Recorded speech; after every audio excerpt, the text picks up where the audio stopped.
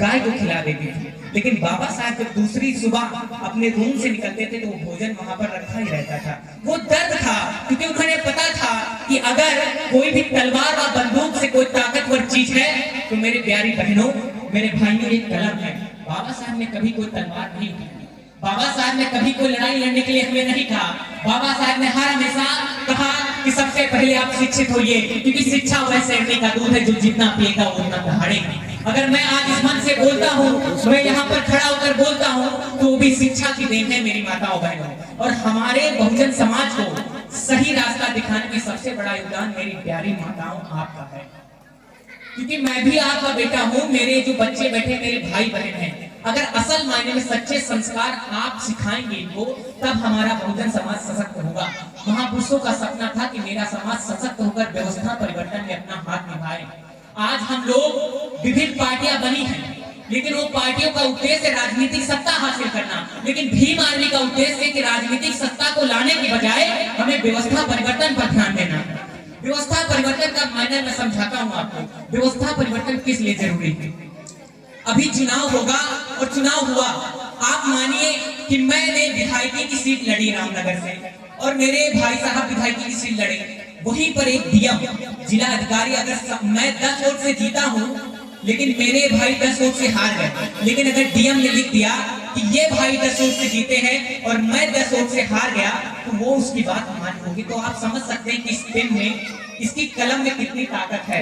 और इस कलम की ताकत में बाबा साहब आज से कई सालों पहले हमें समझा के गए, लेकिन आज हमें दर्द होता है जब बहुजन समाज के लोग शिक्षा से दूर होते जा रहे हैं।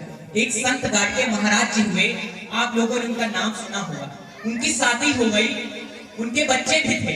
उन्होंने समाज को जगाने के लिए अपने गांव से शुरुआत की। बताता हूँ, किसी भी चीज में शर्माना नहीं चाहिए।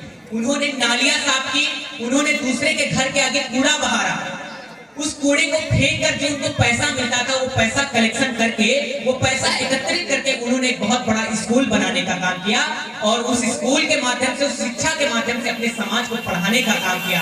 क्यों किया? क्योंकि उन्हें पता था कि अगर हमारा समाज पढ़ेगा नहीं तो जिस तरह हमारे पुरखों ने 5000 सालों तक गुलामी करी, उसी तरह से आने वाली 20वीं सदी में जब भारत देश में बहुजन समाज को दिल्ली की गद्दी पर होना चाहिए था, तो आज भी बहुजन समाज गली गली में जाकर संघर्ष करने के काबिल बना बैठा है। तो आप सोचिए, जब आपकी संख्या 85% है, जब आप कहते हो दलित, मुस्लिम, हिंदू सब भाई हैं, तो वहां पर भी हमारे साथ आज अनटच छुआछूत जैसी बात होती है। तो हमें इस पर विचार करने की आवश्यकता है। हम लोग यहाँ पर खड़े होकर दूसरे लोगों को गाली देते हैं, उनकी आलोचना करते हैं कि यार भाई तुम उनको मानते हो, मैं इनको मानता हूँ। किस बात की आलोचना? बाबा साहब ने हमें क्या सिखा के गए? बौद्ध धर्म में हमें क्या सिखाया गया? हमें सिखाया गया कि आप अपना दीपक बनो, अपदीपो भव। आप अपने कार्य से निवृत्त हो, आप अपने प्रेरणा के प्रति संकल्पित हो, आप अपने लक्ष्य को केंद्रित रख के आगे बढ़े। अगर बुद्ध भगवान भी उन लोगों की आलोचना करने में पड़ जाते तो शायद आज बुद्ध भगवान किसी गांव के ही रह जाते। उन्होंने हमें सिखाया कि आप अपनी विचारधारा को आगे बढ़ाने के लिए काम करिए। साथियों, आप अगर दूसरों को गिराने में लगेंगे तो आप खुद ही गिर जाएंगे, आपको पता नहीं चलेगा। तो इस बौद्ध धर्म की जो चर्चा है वो आपके पूरे गांव में जानी चाहिए। जो बहुजन विचारधारा और बहुजन भाईचारा को बनाने की असली लड़ाई है वो बौद्ध धर्म कथाओं से ही होती है मेरे साथियों। तो आप मेरे युवा हैं, आपसे निवेदन है कि आज आप अपने देश की स्थिति जानते हैं। हम लोग सपना देखते हैं कि दिल्ली की गद्दी पर हमें बहुजन शासक बिठाना है जो अम्बेडकरवादी हो। उसके लिए भीम आर्मी निरंतर कार्य कर रही है और भीम आर्मी आपके मलौली गांव को ये आश्वासन देकर जाती है कि आप पढ़िए, आप अपना धंधा करिए, आप डीएम, एसपी, कलेक्टर, जज, सरपंच, पटवारी, नेपाल, एमपी, एमएलए बने। लेकिन अगर आप पर कोई मनवादी, सामंतवादी आंख उठाता है, मेरी बहनों की तरफ, मेरे भाइयों की तरफ कोई अत्याचार करता है, तो उसके लिए भीम आर्मी बनी, उसकी ईंट से ईंट बजाने के लिए। साथियों, आप किसी असंवैधानिक कार्य को ना करें। बाबा साहब ने इतना पावरफुल संविधान देकर गए हैं। उन्होंने कहा था कि आप शिक्षित होइए, संगठित रहिए, फिर संघर्ष करिए। एक गट्ठर लकड़ी को हम नहीं तोड़ सकते, लेकिन एक एक लकड़ी को टुकड़ों में तोड़कर हम किसी भी कोने में फेंक सकते हैं। तो हमें अपने समाज में एकत्रितता लानी होगी, एकजुटता लानी होगी। अपने भाई भाई से लड़ाई ना करिए, अपने पड़ोसी से लड़ाई ना करिए। ये बहुत बहुजन महापुरुषों में सबसे बड़ी यही हमें उस सीख देके गए कि आप छोटी छोटी चीजों के लिए लड़ाई ना करें, आपसी भाईचारों को बना कर रखें। तो बहुजन कथाओं से बस यही संदेश देना है कि हमें लोग एक दूसरे को जोड़ना है। और अगर 21वीं सदी में हमें सच में दिल्ली की गद्दी पर अपने बहुजन महापुरुषों के सपने को साकार करने के लिए अगर किसी व्यक्ति को वहां दिल्ली की गद्दी तक बिठाना होगा, तो हमें असल मायने में हाथ बाबा साहब का संविधान हर एक पार्टी के हाथ में दिखता है साथियों।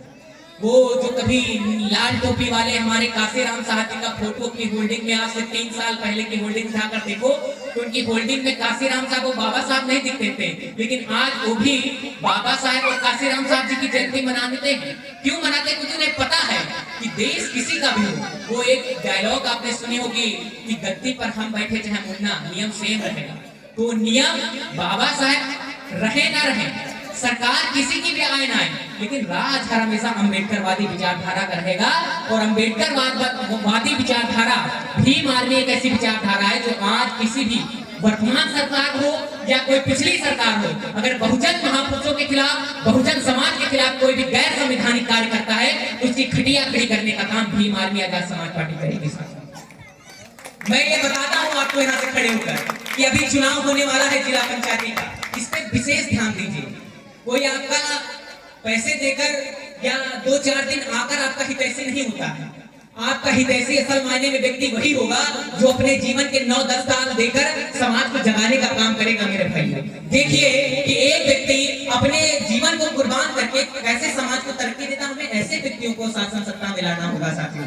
ये नहीं कि कोई भी आया फॉर्च्यूनर से, स्कॉर्पियो से, उसका हमने रौला देखा, भौकाल देखा तो उसको वोट कर दे। वोट आप उसी को दे जो बात करेगा शिक्षा की। हम बात करते हैं कि आप समान वेतन, समान शिक्षा, एजुकेशन पॉलिसी लाइए। आप विदेशों में जाएंगे, आप अमेरिका विजिट करिए, आप न्यूयॉर्क विजिट करिए, आप स्विट्जरलैंड जाइए, वहां पर एजुकेशन सिस्टम कैसा है। हमारे देश में क्या होता है, 18% जीएसटी लेता है सरकार हमारी एजुकेशन सिस्टम पर। मेरी बहनों, मेरे भाइयों, आप समझिएगा कि हम जो पेन कापी कलम किताब खरीदते हैं उस पर 18% जीएसटी देते हैं। वहीं आप अमेरिका में जाइए, वहां पर निःशुल्क शिक्षा चलती है। ऐसे ही नहीं जो आज हम मोबाइल चलाते हैं उसमें Facebook, Twitter, Meta, Flipkart, Amazon, ये जो चीजें ऐप्स बने हैं ये हमारे देश के नहीं साथियों, ये विदेशों के हैं। वो जब चाहे जो कर सकते हैं। तो आप सोचिए हमारे देश में आज कुछ बाबा हुए, वो आज भी इसी रट में लगे हैं भोग आडंबर को बढ़ाने में, और विदेशों की एजुकेशन पॉलिसी कहां से कहां पहुंच गई। वो लोग न्याय बना रहे और हम लोग क्या बना रहे हैं, हिंदू राष्ट्र। अरे काहे का हिंदू राष्ट्र जब युवा पढ़ेगा नहीं। आज भी हमारे देश में आप देख लीजिए, एक व्यक्ति की औसतन आय मासिक 8,000 रुपए है साथियों। एक व्यक्ति 8,000 रुपए में अपने कैसे जीविका चला पाएगा। आज अभी हम अपने एक गांव गए हैं, भैया क्या नाम था गांव का? मरकमो, अनूपगंज। मेरी माताओं में बताऊं आपको, मैंने एक संकल्प लिया है कि बाबा साहब ने अपने 4 औलादें कुर्बान कर दी, तो 5वीं औलाद इस स्टेज पे खड़े होकर आज बोल रही है कि अपना परिवार छोड़ दूंगा। अगर मेरी वाड़ी से बहुजन समाज में थोड़ी सी भी चेतना आती है तो मैं मानता हूं कि मैं बाबा साहब की 5वीं औलाद होऊंगा, और मुझे कोई अपने परिवार से लगाव नहीं रहेगा। मेरी माँ ने मुझे पैदा जरूर किया है, लेकिन उनसे बढ़कर त्याग नहीं किया है। क्योंकि अगर उन्होंने आज त्याग किया तो मैं आज अच्छा सूट बूट पहनकर आज गाँव गली में घूम रहा हूँ और खड़े होकर इस मंच पर शेर की तरह दहाड़ता हूँ, तो मैं मानता हूँ अगर उनके सपने को पूरा करने के लिए ऋषभ देशमुख जैसे वह भीम आर्मी के लोगों जिनको कुर्बान होना पड़े, तो मैं मानता हूँ कि कुर्बान हो। मैं अनूपगंज गया, वहां पर मेरे छोटे छोटे बच्चे बैठे थे। एक बिटिया बैठी थी जिसके सीने पर लिखा हुआ था जय भीम। उसको देखकर मेरे आंखों से मैं भावुक हुआ, रो नहीं सकता सबके सामने। मेरी दूसरा भाई बैठा था, उसके पास पैंट नहीं थी पहनने को। मेरी तीसरी बहन थी, वो खुले बदन बैठे थे, छोटे छोटे बच्चे थे। आप जरा सोचिए कि जब समाज 21वीं सदी में जहां लोग 4 व्हीलर से घूमते हैं, वहां आज भी हमारा समाज कपड़े पहनने के लिए तरस रहा है। आप सोचिए इतनी कड़ाके की ठंड में हम तो अभी जैकेट लपेट लेंगे, जब गांव में आप जाएंगे, किसी गली में जाएंगे, मैं देवा ब्लॉक में क्षेत्र भ्रमण करता हूँ, वहां पर एक गांव पड़ता, नाम नहीं याद आ रहा, वहां सिर्फ अपने समाज के लोग हैं। जरा उस दर्द को समझिए कि आज भी वहां पर झोपड़पट्टियां बनी, वो भी एक नहीं 10 से 20, 30, 40 झोपड़पट्टियां हैं जो छप्पर रख के रह रही हैं। तो आप समझिए उस डर को, क्या हमारे हमारे पर कोई अत्याचार नहीं होता तो इसका मतलब हम घर में बैठ जाएंगे? अरे भाई काहे का बैठ जाएंगे? आए दिन तो हमें दलितों के नाम पर, जाति के नाम पर प्रताड़ित किया जाता है, मारा जाता है। तो आपसे निवेदन सिर्फ इतना है कि आपको अगर मौका मिला है आगे बढ़ने का, तो आप उस मौके का फायदा उठाइए मेरे बहनों और मेरे भाइयों। आपको अगर एजुकेशन मिल रही है, आपके पापा मम्मी पढ़ा रहे हैं, तो आप बहुत सौभाग्यशाली हैं। हर किसी के ऊपर माँ बाप का साया नहीं होता है। उस दर्द को समझिए, उस प्यार की कदर करिए। अगर पापा कह रहे हैं आपको जो बनना है वो बनिए। आप